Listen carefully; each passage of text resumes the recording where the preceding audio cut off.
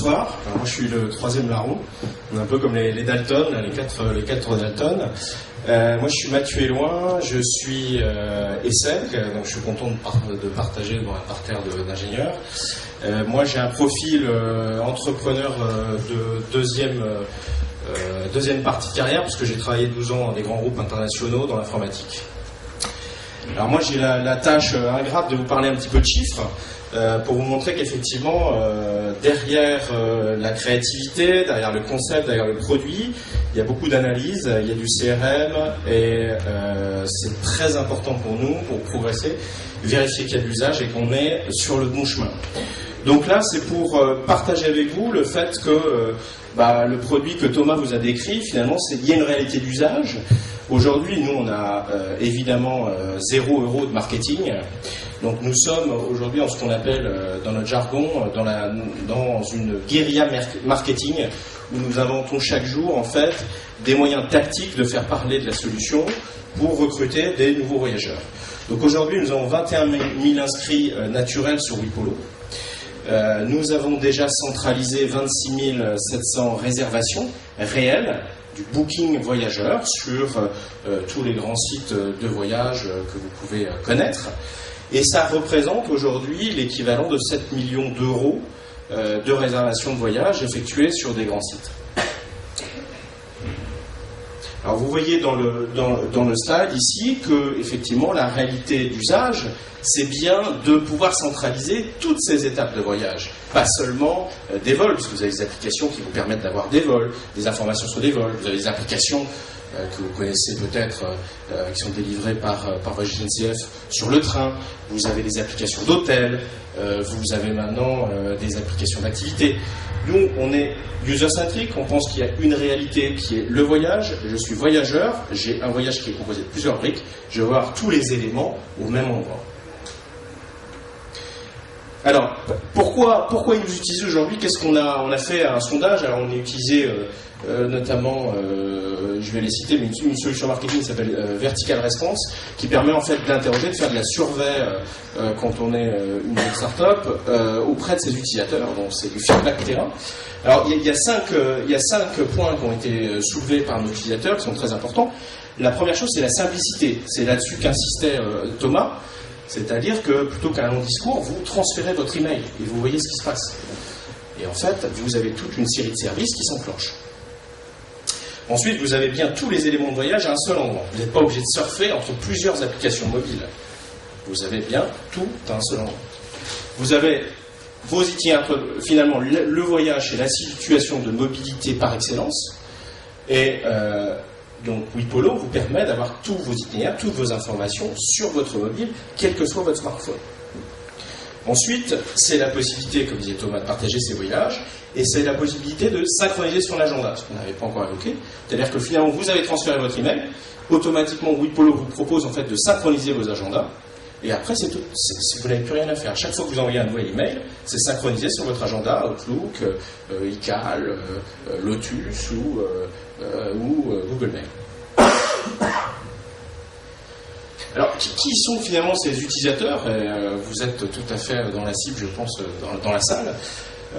Nous sommes plus sur une catégorie CSP+, parce que nous adressons particulièrement aux utilisateurs qui ont des smartphones. Aujourd'hui, on ne va pas pouvoir proposer le service à d'autres types d'utilisateurs, excepté sur le web.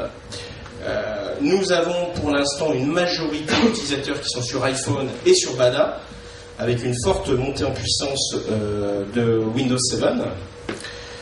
Et nous avons finalement un voyage moyen statistique, vous me direz ça vaut ce que ça vaut, on n'a qu'un an d'existence, mais qui est aux alentours de 480 €.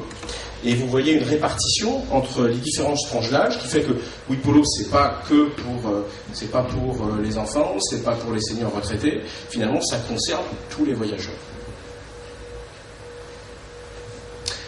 Alors c'est amusant, vous connaissez sans doute, vous avez entendu parler du baromètre American Express, qui est la référence, du moins pour une partie du marché du voyage, sur le comportement du voyage d'affaires aujourd'hui.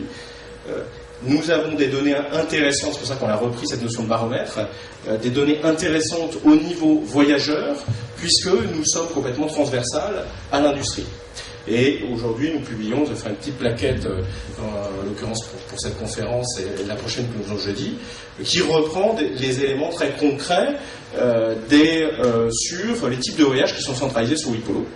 Donc là, en l'occurrence, vous avez le baromètre loisirs. Une information intéressante, c'est que la plupart de nos voyageurs loisirs voyagent plus loin et notamment prennent l'avion. Vous voyez que 75% des voyages concernés sont en avion et 25% en train. Vous verrez l'opposition par rapport au voyage d'affaires. Nous avons un voyage moyen à 500 €. Et vous avez aujourd'hui des informations sur par qui ils passent, quels sont les pays de prédilection, quelles sont les villes aujourd'hui principales concernées par nos voyageurs. Et ça, c'est un baromètre qu'on publiera régulièrement dans les années à venir. Vous avez la même chose en affaires. Alors c'est assez intéressant de voir l'usage et de s'apercevoir qu'il y a une réalité du voyage d'affaires et notamment de la place du train dans l'écosystème français du voyage d'affaires, dans l'écosystème européen, qui est très différent de l'écosystème américain. Donc vous voyez que le voyage d'affaires, aujourd'hui, 45% de nos voyageurs utilisent le train, que ce soit de la SNCF, du Thalys, de l'Eurostar, du Renté, du Trenitalia, puisque nous avons des voyageurs espagnols, italiens, également sur la plateforme. Ce sont des voyages évidemment beaucoup plus courts, et vous avez des informations sur les prestataires. Alors ça me fait plaisir parce que je crois qu'il y a une personne de Carlson qui est parmi nous. Vous voyez par exemple que Carlson est la grande agence de voyage d'affaires qui se retrouve après SNCF et Air France, naturellement sur la plateforme et qui est la réalité du marché de voyage d'affaires en France. Alors les perspectives aujourd'hui en termes de développement du produit de WePolo, c'est, comme disait Thomas, c'est d'intégrer de nouveaux smartphones, donc être vraiment disponible sur l'ensemble de la gamme, donc BlackBerry et Android pour la fin d'année. C'est l'intégration, et là c'est tout l'aspect ludique du produit qu'on va développer, et la possibilité de développer et d'intégrer sur le mobile les news de son voyage et les news de son réseau, donc d'intégrer ces flux à l'intérieur du produit. C'est s'attaquer aux programmes de fidélité voyage. Nous avons aujourd'hui, nous pensons que ce sont des programmes de fidélité qui sont très poussiéreux, qui ne reflètent pas des histoires et les voyageurs que vous êtes. Dans les habitudes de chacun, il y a en fait des éléments très très forts sur finalement qui vous êtes, ce que vous aimez, et ça on va encourager ça, et je pense être extrêmement innovant sur ce sujet au niveau mondial. Par ailleurs, nous, ce que nous recherchons sur la partie analytique, pour l'année prochaine, les grands enjeux de 2011, c'est 250 000 voyageurs. Nous serons à 25 000 à la fin de l'année, nous en cherchons 250 000 à fin 2011, et nous cherchons à consolider 70 millions d'euros de réservations sur la plateforme. Nous avons en prévision 3 accords majeurs dans l'industrie. Certains sont déjà entamés, notamment pour 2 d'entre eux. Et nous voulons pouvoir publier effectivement l'année prochaine, peut-être fin d'année, cette notion d'observatoire voyageur, puisque nous sommes user-centriques, nous ne représentons pas une corporation, et que de ce fait, ça a de la valeur sur le marché.